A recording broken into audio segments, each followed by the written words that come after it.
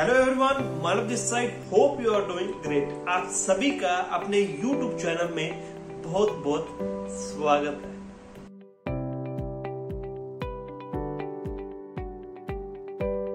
जैसे कि आप सब जानते हैं कि हमारे इस चैनल पर एक नई सीरीज स्टार्ट हुई है और अगर मैं बात करूं उस सीरीज में हम एटीट्यूड इज एवरीथिंग एक बुक है उसकी चैप्टर वाइज समरी करने वाले हैं। और मैंने वो इंट्रोडक्शन पार्ट है वो आपके साथ शेयर कर दिया है, एटीट्यूड इज एवरीथिंग। और अभी तक आपने वो इंट्रोडक्शन पार्ट नहीं देखा है तो आप जरूर चेकआउट कीजिए, आपको जो है वो लिंक डिस्क्रिप्शन में मिल जाएगा। आपको उस वीडियो में जानने को मिलेगा कि आप उस बुक से क्या क्या सीख सकते हैं। तो इस वीडियो में हम बात करने वाले हैं, जो फर्स्ट पार्ट में डिस्कस किया गया है वो है कि एटीट्यूड एग्जैक्टली है क्या, डेफिनेशन क्या है एटीट्यूड। सेकंड, किस तरह से हमारा जो पॉजिटिव एटीट्यूड होता है बचपन में वो कैसे नेगेटिव एटीट्यूड में बदल जाता है जब हम बड़े हो जाते हैं। थर्ड, अगर मैं बात करूं तो किस तरह से हम इसको चेंज कर सकते हैं, हमारे पास क्या चॉइस है, क्या हम ये एटीट्यूड चेंज कर भी सकते हैं या नहीं, और भी बहुत कुछ हम जानने वाले हैं वीडियो में। सो वीडियो को लास्ट तक जरूर देखें। अगर बात की जाए एटीट्यूड की क्या डेफिनेशन है तो इस बुक में ऑथर के द्वारा दो डेफिनेशन दी गई है। अगर फर्स्ट डेफिनेशन की बात करूं तो उसमें उन्होंने बताया कि हमारा जो एटीट्यूड है वो हमारे माइंड में एक तरह से फिल्टर है जिसके थ्रू हम दुनिया को अनुभव करते हैं, फील करते हैं, जो भी हमारे साथ एक्सपीरियंस होता है। और जो कुछ लोग होते हैं वो पॉजिटिव एटीट्यूड से देखते हैं, कुछ लोग जो होते हैं वो नेगेटिव एटीट्यूड से देखते हैं।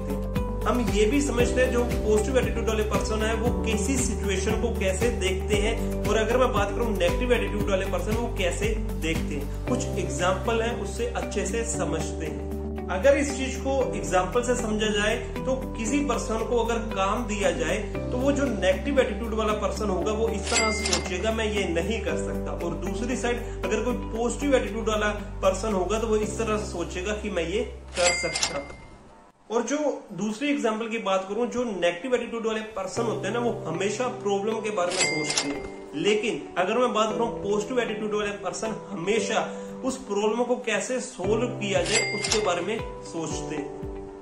थर्ड एग्जांपल से समझा जाए तो पॉजिटिव एटीट्यूड वाले पर्सन वो होते हैं जो दूसरों में अच्छाइयां ढूंढते हैं, और नेगेटिव एटीट्यूड वाले पर्सन वो होते हैं जो हमेशा लोगों में बुराइयां ढूंढते रहते हैं।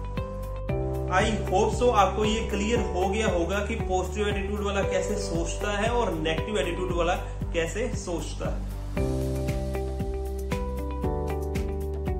अगर मैं बात करूं सेकंड डेफिनेशन की जो ऑथर के द्वारा दी गई है और जो एटीट्यूड को बहुत ही सिंपल वे में उन्होंने समझाया है, वो ये है कि जो हमारा एटीट्यूड है वह एक खिड़की की तरह है, वो एक विंडो की तरह है जिससे हम सारी दुनिया को देखते हैं। ऑथर ने यहाँ पर बताया जो हमारा बचपन में एटीट्यूड होता है वो अच्छा होता है, या ये भी कह सकते हैं कि जो हमारी दिमाग की खिड़की होती है, विंडो होती है, वो साफ होती है।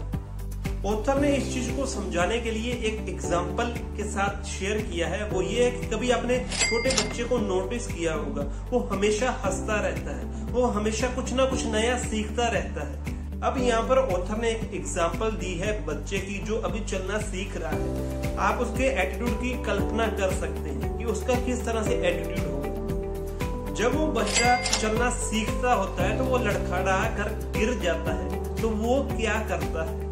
ऑथर ने बताया कि वो बच्चा कभी गुस्सा नहीं करता, वो कभी भी उस कालीन को दोष नहीं देता, वो कभी भी अपने माँ बाप को दोष नहीं देता, वो कभी भी हार नहीं मानता। वो बच्चा मुस्कुराता है, वो जो बच्चा होता है वो हंसता है, वो एफर्ट करता है, वो तब तक एफर्ट करता है जब तक कि वो सफल नहीं हो जाता है। अब ऐसा क्यों है, ऑथर ने यहाँ पर बताया कि जो वो बच्चा है उसकी जो दिमाग की खिड़की है वो बहुत ज्यादा साफ है, उसको ऐसा लगता है कि वह पूरी दुनिया को जीत सकता है।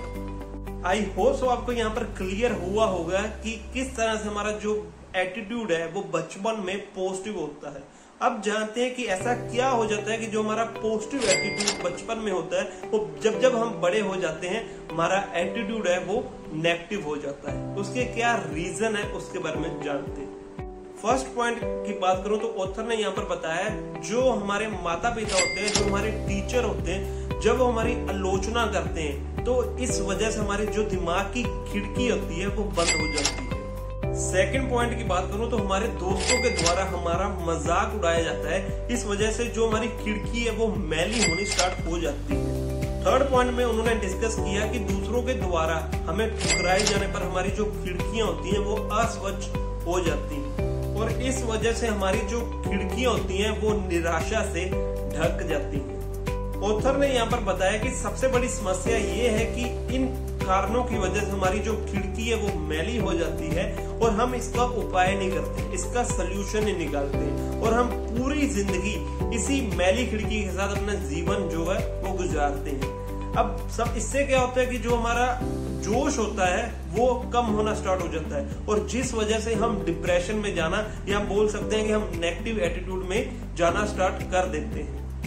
और यही वो रीजन है जिस वजह से लोग जो है वो सपने देखना बंद कर देते हैं, क्योंकि वो अपनी जो मैली खिड़की है उसको साफ नहीं कर पाते, उसमें असफल हो जाते हैं। अभी तक हमने जाना कि एटीट्यूड है क्या, एटीट्यूड की क्या डेफिनेशन है।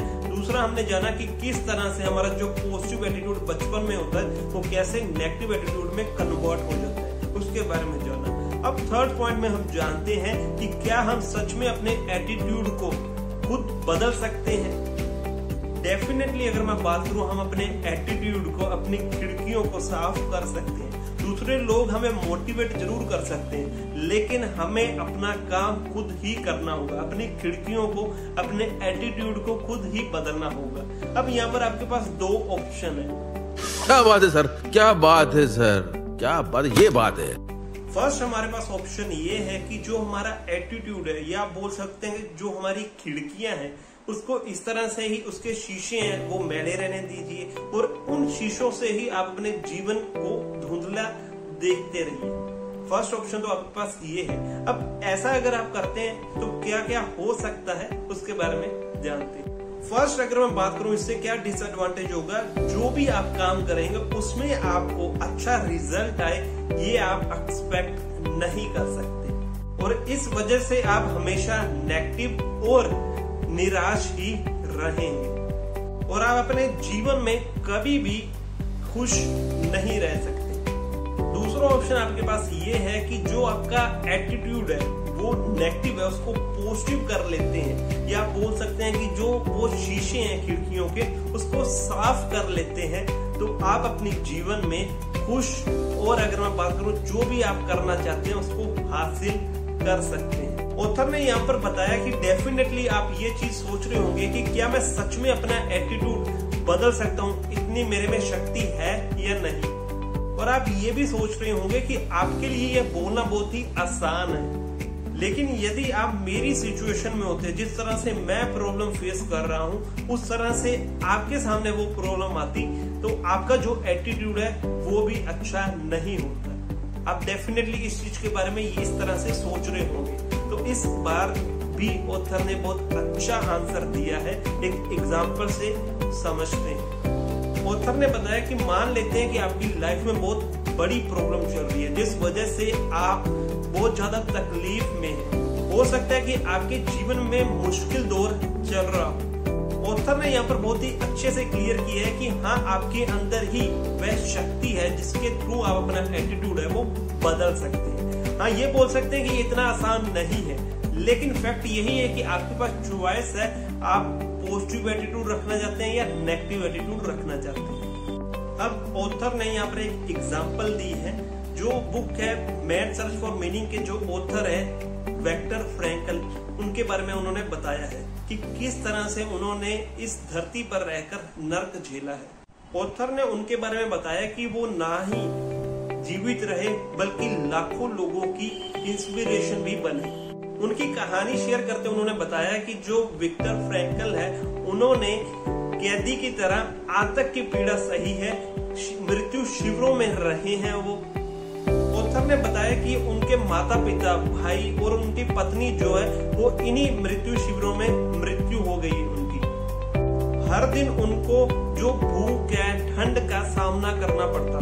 विक्टर फ्रैंकलिन ने अपनी बुक में मैड सर्च फॉर मीनिंग में एटीट्यूड के बारे में लिखा है कि शख्सियत जो है उससे सब कुछ छीना जा सकता है, सिर्फ एक चीज को छोड़कर कि उसको सिचुएशन में किस तरह से अपना एटीट्यूड रखना है।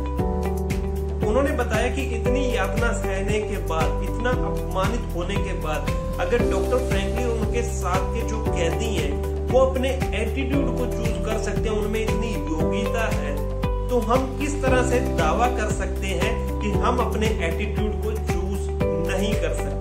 हमेशा इस बात को याद रखें कि आप ही हैं अपने एटीट्यूड को चूज कर सकते हैं। तो चलो मान लेते हैं कि आपने जो पॉजिटिव एटीट्यूड अपना लिया है, यानी जो खिड़की है उसको साफ कर लिया है, अब मुस्कुरा रहे हैं। क्या केवल पॉजिटिव एटीट्यूड रखने से ही हम जो लक्ष्य निर्धारित करते हैं उसको अचीव कर सकते हैं? बिल्कुल भी नहीं।